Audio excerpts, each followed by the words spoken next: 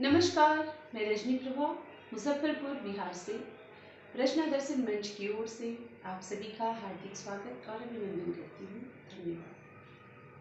साक्षात्कार की इस कड़ी में हमारे साथ हैं आज गुजरात गांधीनगर से डॉक्टर गुलाब चंद पटेल जी, जाने माने साहित्यकार हैं, वरिष्ठ साहित्यकार हैं।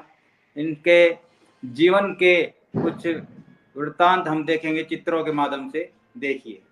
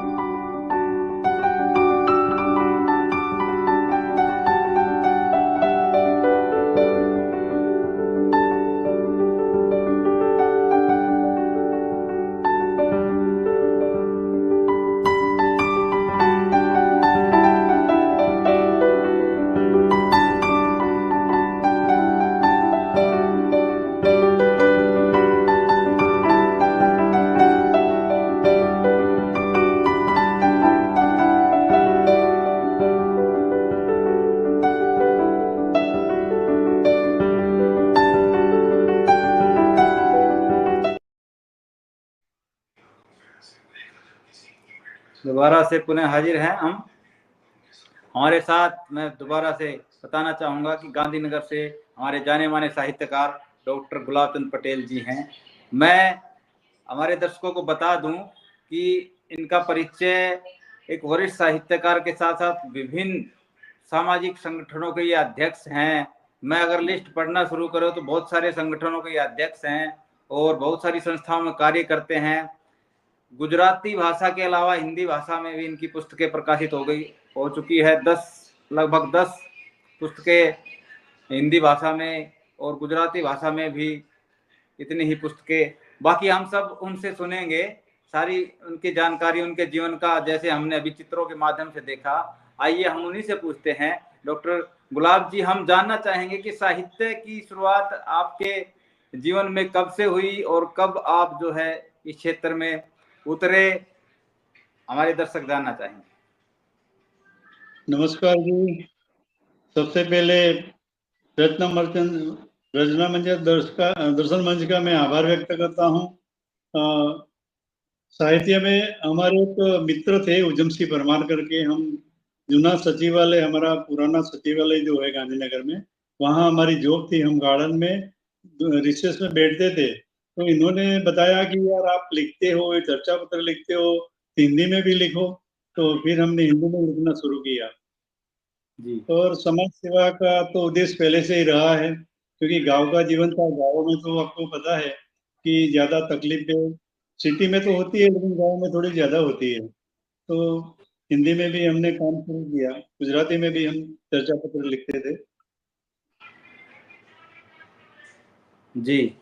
तो जैसे हमारे दर्शक जानना चाहेंगे, जब शुरू में आपने लिखना शुरू किया और फिर प्रकाशन की तरफ भी आपकी पुस्तकें भी आई, तो किस तरह की आपको असुविधाएं आई और किस तरह जो है आपने उनको पार करते हुए साहित्य के क्षेत्र में एक अपना मुकाम हासिल किया? प्रकाशन की बात करें इससे पहले थोड़ी भूमिका बताता हूँ। मैं शिक्षा विभाग में ऑफिस सुपरिटेंडेंट था और हिंदी में तो गुजराती लोगों को थोड़ा कठिनाई तो होती है लिखने में। लिख तो देते, लेकिन उसको पब्लिश करने में तो दिक्कत होती है। गुजराती में तो दिक्कत नहीं होती, गुजरात में गुजराती किताबें तो प्रकाशक पब्लिश कर देता है, लेकिन हिंदी में पब्लिश कराना हो तो ज्यादा अपनी पहचान हो तभी हो सकता है, या तो फिर अपनी जेब से करना पड़ता है जी। तो आपने स्वयं जो है गुजराती और भाषा में ज्यादा आपका पकड़ होते हुए भी आपने हिंदी में अपना मुकाम हासिल किया और दोनों भाषाओं में पुस्तकें प्रकाशित की। तो अभी जानना हम चाहेंगे डॉक्टर साहब कि जो हमारे नए लेखक हैं, नए कवि हैं, उनको शुरू में जो असुविधाएं आती हैं, कठिनाई आती हैं, उनको किस तरह से वो लें और किस तरह आगे बढ़ें? नए लेखकों को थोड़ी दिक्कत तो होती है। मेरे एक मित्र थे जी मणिलाल खुमानी करके, बैंक में, वो बाल साहित्यकार थे। बाल बालक मतलब बच्चों के लिए लिखते थे, तो हमें वो रोज मिलने आते थे और हमें बताते थे। तो यदि हम लिखना शुरू करें और हमें कोई दिक्कत हो तो जो वरिष्ठ साहित्यकार हैं, जो इनसे हम मार्गदर्शन ले सकते हैं।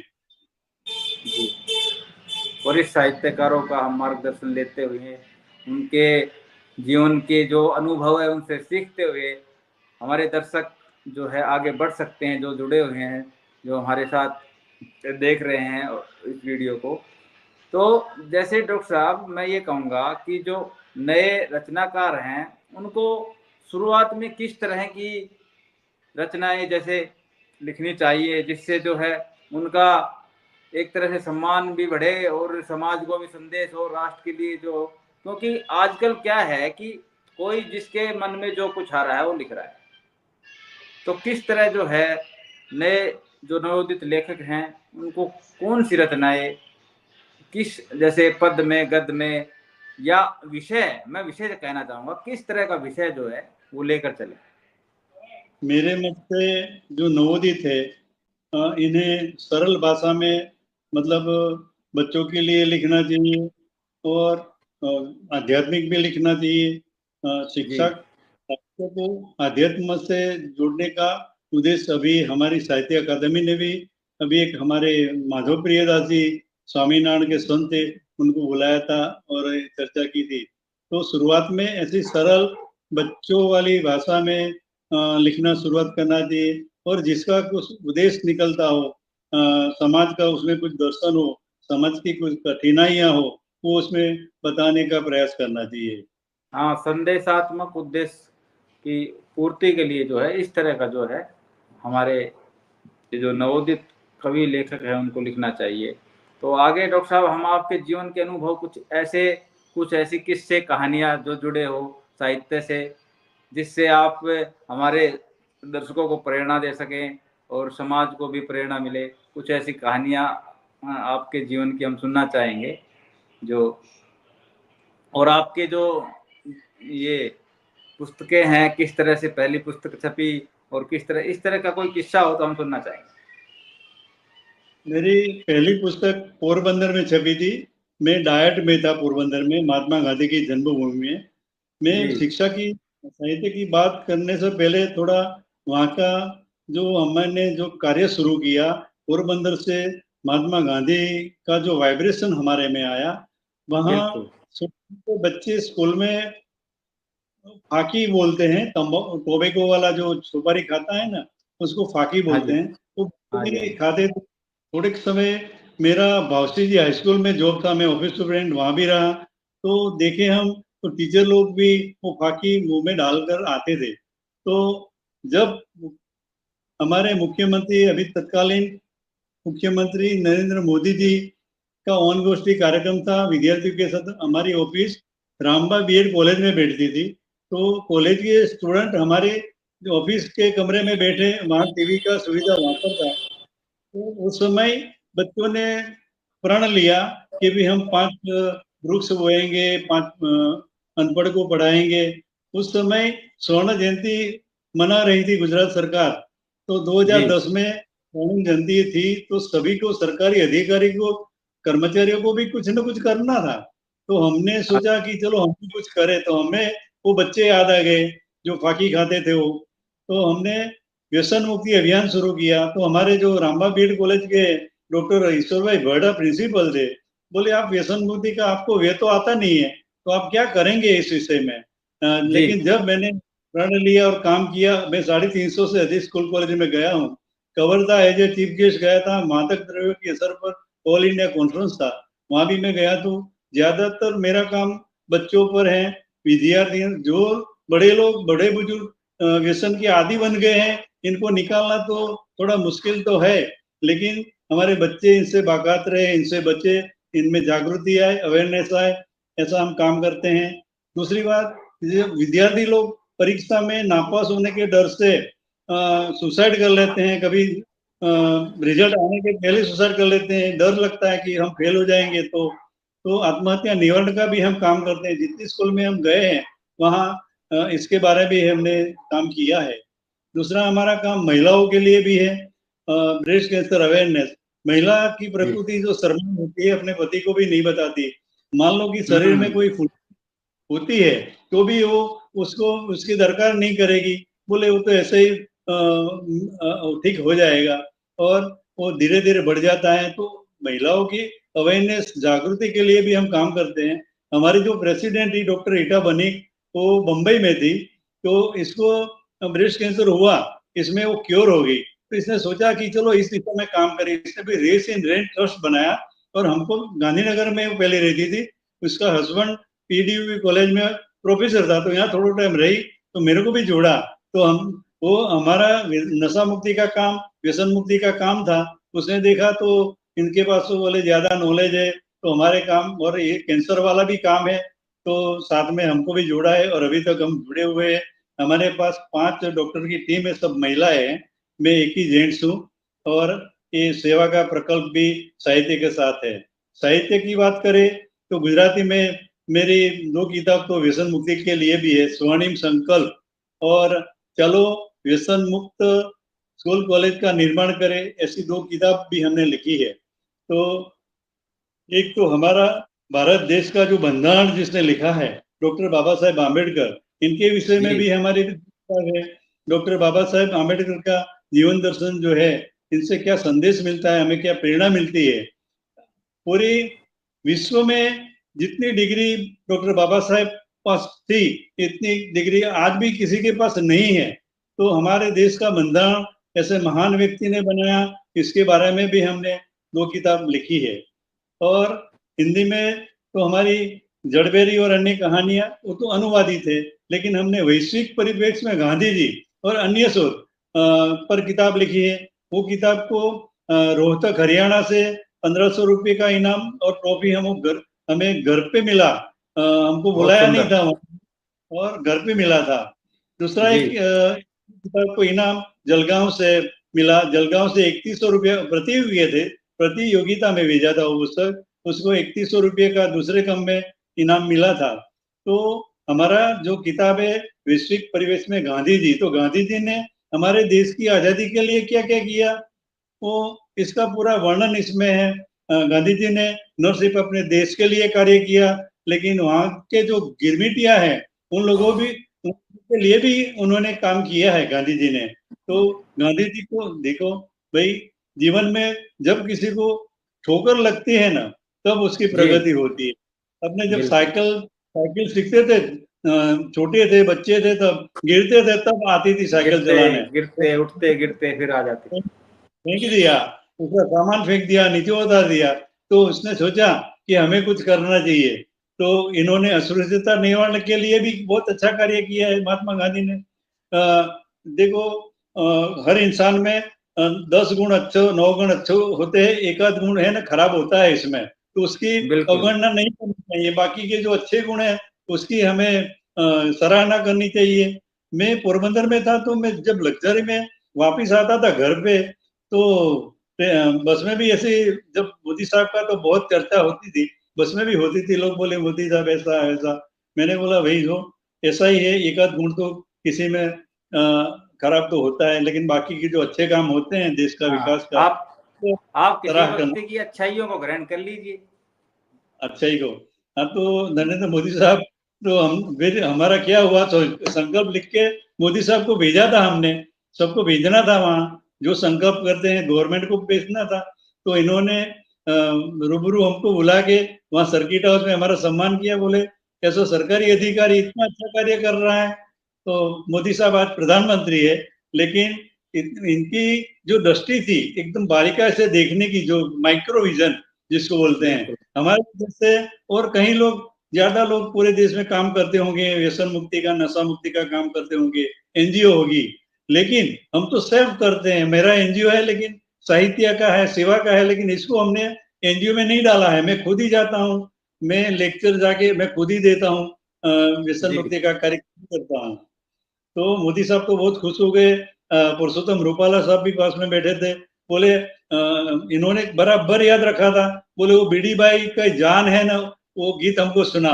तो हमने फिर इनको वो गीत सुनाया, बीड़ी बाई की जान। वो हमारे एक भोजा भगत थे गुजराती में, इन्होंने हाँ लिखा जी था, हाँ जी। विचारी बीड़वीर बीड़ी ना लगनिया लेवाय, हालो बीड़ी बाईनी जान माँ, हालो बीड़ी बाईनी जान माँ। ऐसा रमोजी, जब मैं स्कूल में जाता हूँ तो बच्चों को हंसी मजाक भी कराता हूँ। ऐसे स्लोगन बनाए हैं हमने, खुद हमारी स्पीच खुद तैयार की है। जी हम जब स्कूल में जाते हैं तो बच्चे भी खुश हो जाते हैं। एक बार तो हम पोरबंदर की जेल में गए थे, वहां नशा मुक्ति का प्रोग्राम था। तो सब जो कैदी थे वो भी खुश हो गए। ज्यादा बात हो गई सामाजिक कार्य के लिए, थोड़ी साहित्य की बात करें तो सही रहेगा। तो हाँ, मैं आपसे देखो डॉक्टर साहब, आपने जो चर्चा की अभी अभी, उसमें 2-3 चीजें निकल के आई। हमने भी पढ़ा था परिचय में, वो संक्षिप्त रूप में। एक तो आप नशा मुक्ति के प्रणेता रहे, तो हमारे जो युवा है ना आजकल, बहुत सारे नशे की तरफ ज्यादा प्रवृत्ति बढ़ रही है। तो एक तो संक्षिप्त में ये जानना चाहेंगे किस तरह से युवा इससे बच सकते हैं। वो बहुत बड़ा संदेश होगा हमारे मंच के माध्यम से। एक बात है कि नमक है, अपने जानकारी है कि नमक है, तो हम खाएंगे, ज्यादा लेंगे तो मतलब वो खा नहीं सकेंगे, उसको माप सर का खाना होता है। ऐसे जहर का कलर भी वाइट होता है, ड्रग्स का कलर भी वाइट होता है। तो मान लो कि इनको अवेयरनेस होगी कि भी इस चीज से हमें क्या नुकसान होता है, तो वो वहां से दूर रहेंगे, उस चीज से वो क्या इसका प्रयोग नहीं करेंगे। हाँ, और जो किशोर ज्यादा अवस्था में जैसे आपने बताया, तो उनको अवेयरनेस की जरूरत है। उस समय ही लत और पड़ इसमें जाती है। सबसे हमारे शुरुआत हमारे घर से होती है। माँ बाप जी की भी फर्ज होती है कि अपना हमारा बच्चा कहाँ जाता है, इसका मित्र कौन है, वो सब जानकारी रखनी पड़ती है। हाँ, कभी बिल्कुल। कभी ये बच्चे क्या होते हैं, जब हॉस्टल में भी ज्यादा बच्चे बिगड़ जाते हैं। मेरा एक अनुभव है, तजुर्बा है, क्योंकि वहाँ कोई रोक टोक इतना नहीं रहता। रेक्टर को भी ये लोग मतलब इतना इनकी मानते नहीं है ये लोग। तो जी माँ बाप की फर्ज है कि हमारा बच्चा कुछ न करे।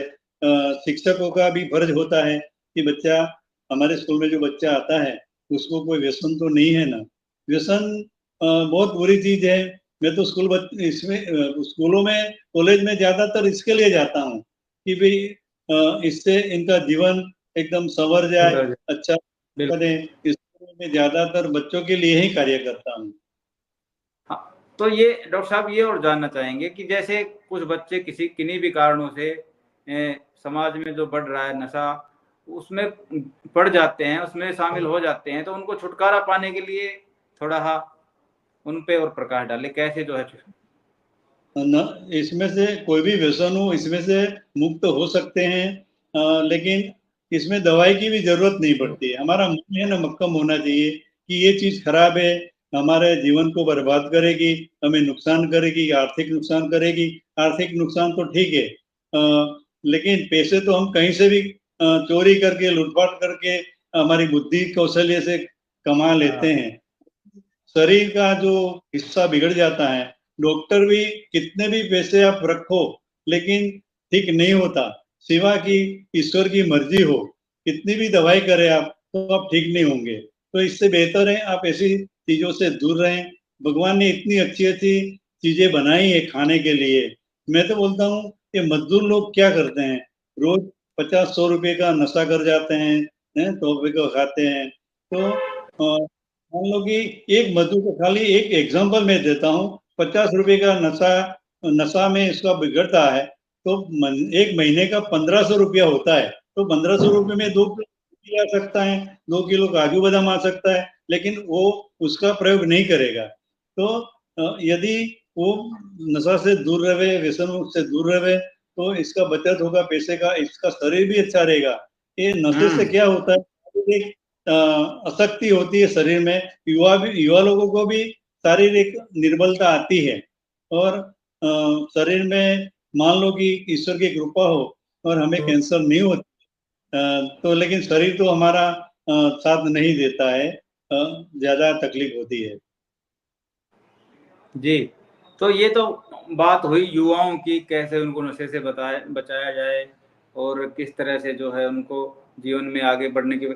हमें, मैं दर्शकों से बताना चाहूँगा कि हम तो साहित्यकार के रूप में देख रहे थे, और साहित्य के साथ-साथ डॉक्टर साहब समाज सुधार में भी कितना कार्य कर रहे हैं। स्कूलों में जाते हैं, कॉलेजों में जाते हैं, युवाओं को व्यसन मुक्ति का कार्य करते हैं।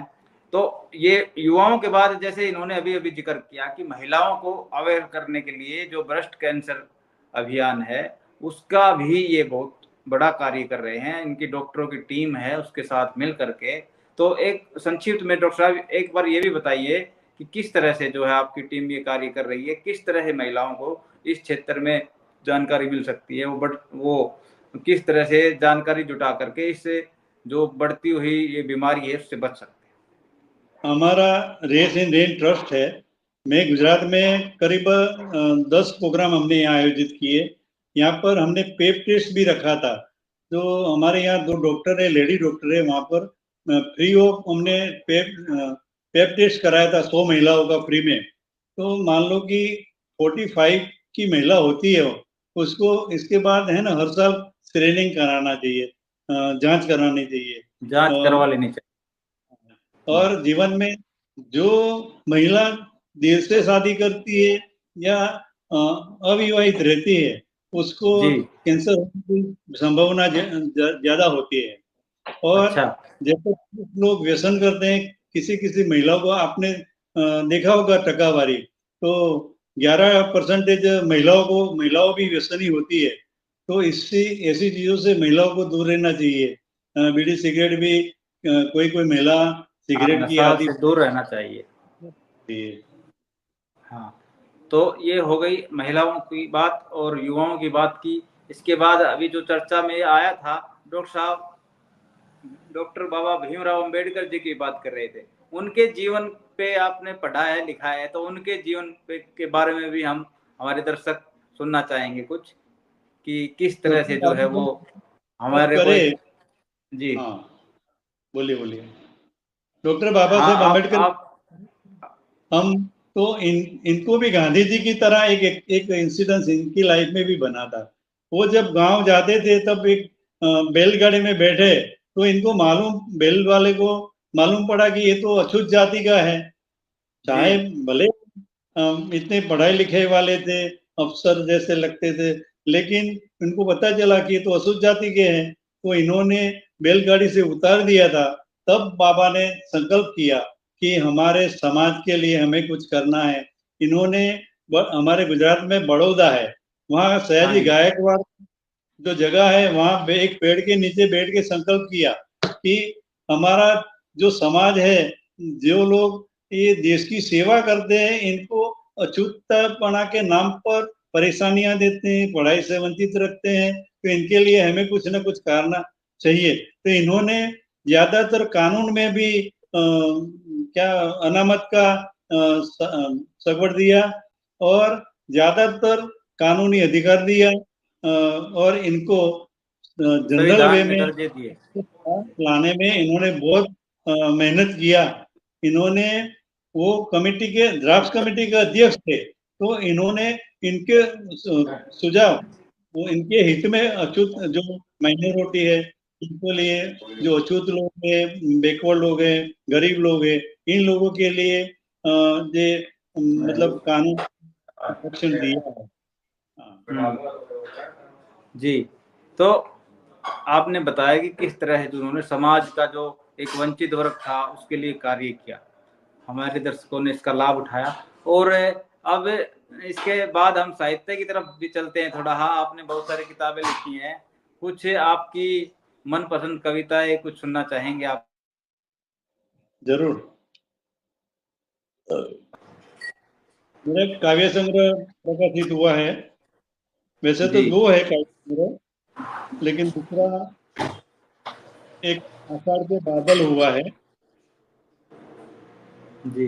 मैं एक कविता कृष्णा के लिए मेरे को बहुत पसंद है। जी। बहुत सारी कविता 100 से ज्यादा है, लेकिन इसमें कृष्ण कन्हैया के लिए मैंने जो कविता लिखी है वो मेरे को ज्यादा पसंद है। मैं ज्यादातर ये कविता प्रस्तुत करता हूँ, शायद जी। आप लोगों को भी पसंद आएगी। हाँ। कृष्ण कन्हैया रे, कृष्ण कन्हैया रे, ऐसी बंसी बजा दे रे, कृष्ण कन्हैया रे, गोकुल की तरह तू भारत को सजा दे रे, कृष्ण कन्हैया रे, ऐसी बंसी बजा दे रे, महामारी न फैले रे, ऐसी हवा चला दे रे, बहुत सुंदर। कृष्ण कन्हैया रे, ऐसी बंसी बजा दे रे, कृष्ण कन्हैया रे, ऐसा बाग खिला दे रे, कृष्ण कन्हैया रे, भक्तों में आस जगा दे रे, कृष्ण कन्हैया रे, ऐसी बांसी बजा दे रे, कृष्ण कन्हैया रे, पंथी के लिए तू स्थान बना दे रे, कृष्ण कन्हैया रे, ऐसी बंसी बजा दे रे, कृष्ण कन्हैया रे, तू ऐसा बाग खिला दे रे, कृष्ण कन्हैया रे, तू गुलाब खिला दे रे, कृष्ण कन्हैया रे, रंग बिरंगी फूल खिला दे रे, कृष्ण कन्हैया रे, ऐसी बंसी बजा दे रे, कृष्ण कन्हैया रे, ऐसी बंसी बजा दे रे, कृष्ण कन्हैया रे, भारत को विश्व गुरु बना दे, कृष्ण कन्हैया रे, ऐसी बंसी बजा दे रे। बहुत सुंदर, बहुत सुंदर। हमारे दर्शकों ने सुना, कितनी एक संदेश दिया आपने कि कृष्ण जी ऐसे ऐसे हमारे राष्ट्र को ऐसा बना दे जो किस तरह से ये विश्व गुरु होता था। बहुत अच्छा आपने काव्य पाठ किया। हम आपका बार बार धन्यवाद, अभिनंदन करते हैं। और अब अंत में हम यही जानना चाहेंगे डॉक्टर साहब कि हमारे रचना दर्शन मंच के दर्शकों को क्या संदेश देना चाहेंगे, जिससे जो है समाज में बुराइयां, आप क्योंकि आप सामाजिक कार्य करते हैं, समाज में बुराइयां घटे, और दूसरा एक साहित्यिक संदेश इसके साथ साथ। मैं रचना दर्शन मंच के जो साहित्यकार जुड़े हैं उनको मेरी एक सुझाव है कि हम जो लिखते हैं वो समाज को इसमें से कुछ न कुछ मार्गदर्शन मिले, ऐसा लिखे। मान लो कि हमने नशा मुक्ति के लिए 2 किताब लिखी है, तो इसमें से कुछ न कुछ सुझाव मिलेगा। और मान लो कि डॉक्टर बाबा साहेब आम्बेडकर के लिए लिखा है, तो इनके जीवन में क्या क्या तकलीफें आई, इंसान को क्या करना चाहिए जीवन में, और देश के लिए क्या करना चाहिए।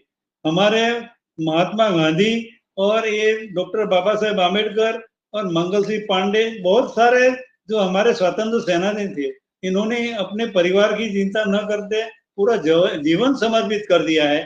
तो हमें भी सोचना चाहिए कि हमारे राष्ट्र के लिए हम क्या दे सकते हैं, हमारे राष्ट्र की सेवा हम क्या कर सकते हैं। हमारे पास यदि ज्यादा धन है तो हम धन की मदद कर सकते हैं, धन की सेवा कर सकते हैं। हमारे पास ताकत है तो हम सेवा, श्रम के रूप में सेवा सेवा कर सकते हैं। ऐसा नहीं है कि हमारे पास धन हो तो वही सेवा होती है, हम श्रम का दान भी कर सकते हैं। तो मतलब हमारा आपसे जानना चाहेंगे अंत में कि जो समाज में ये कार्य कर रहे हैं और सामाजिक कार्य के साथ साथ जो साहित्यिक कार्य कर रहे हैं, उसको हमारे रचना दर्शन मंच के दर्शकों को क्या संदेश देना चाहेंगे? मैं रचना दर्शन मंच से मेरा संदेश ये है कि जिस देश में हम रहते हैं, जिस समाज में हम रहते हैं, इसको हमें कुछ न कुछ देना चाहिए। हमारे पास जो ज्ञान है, हमारे पास हमारा जो ज्ञान है वो चला जाएगा, हमारे साथ चला जाएगा। तो हमारी जो जी। पीढ़ी है उसको वो ज्ञान का मार्गदर्शन देना चाहिए। मैं 1.5 घंटा डेली गार्डन में निःशुल्क ज्ञान स्कूल चलाता हूँ, फ्री ऑफ। बच्चों को फ्री में स्टेशनरी देता हूँ और सनातन धर्म के लिए शिक्षा देता हूँ। हमारे शहीद वीर कौन थे, हमारे स्वतंत्र सेनानी कौन थे, कितने लोगों ने बलिदान दिया है देश की आजादी में, वो सब मार्गदर्शन बच्चों को मैं करता हूँ। तो इनको भी पता चले कि हम जिस देश में रहते हैं उस देश में पहले गुलामी आई थी तो क्यों आई थी, इसका रीजन भी हम बताते हैं बच्चों को, और वो लेने में कितनी ताकत लगानी पड़ी, कितनी बलिदान, कितना कुर्बानी देनी पड़ी, वो भी बच्चों को हम बताते हैं। तो और यही हमारा फर्ज है, हमारा इतिहास बच्चों को बताना चाहिए। तो बच्चों को मार्गदर्शन तो करना चाहिए, तो ही हमारा देश की जो भावना है, राष्ट्र भावना है, बच्चों में प्रेरित। आप नहीं मानेंगे, हमने अमेरिका से 193 देश के जो राष्ट्रध्वज है, वो जब घर घर झंडा तिरंगा की बात चली ना, तब 193 जी। देश के हमने कैलिफोर्निया से वो तिरंगे मंगाए थे सभी देश के, और स्कूल में प्रदर्शनी लगाई थी। बच्चों को मालूम पड़े कि हमारा देश का राष्ट्रध्वज ये सभी राष्ट्रध्वज में कैसा है, वो पहचाने, और देश के राष्ट्रध्वज कैसे हैं, इसके लिए वो जानकारी ले, इसके लिए प्रदर्शन और राष्ट्र भावना जागृत हो, इसके लिए कार्यक्रम किया गया था। जी, तो अब हम डॉक्टर साहब का रचना दर्शन मंच पर इतना अपना कीमती समय देने के लिए हम बार बार अभी इनका धन्यवाद करते हैं, और पुनः मिलेंगे अगली कड़ी में। अभी तक धन्यवाद आप सभी करना चाहिए। नमस्कार मित्रों, जो भी लेखकगण, कविगण हमसे जुड़ना चाहते हैं हमारे कार्यक्रम के माध्यम से, तो स्क्रीन पर दी गई जानकारी से हमसे संपर्क करें और हमारे YouTube चैनल को सब्सक्राइब करें, लाइक करें और शेयर भी करें। धन्यवाद।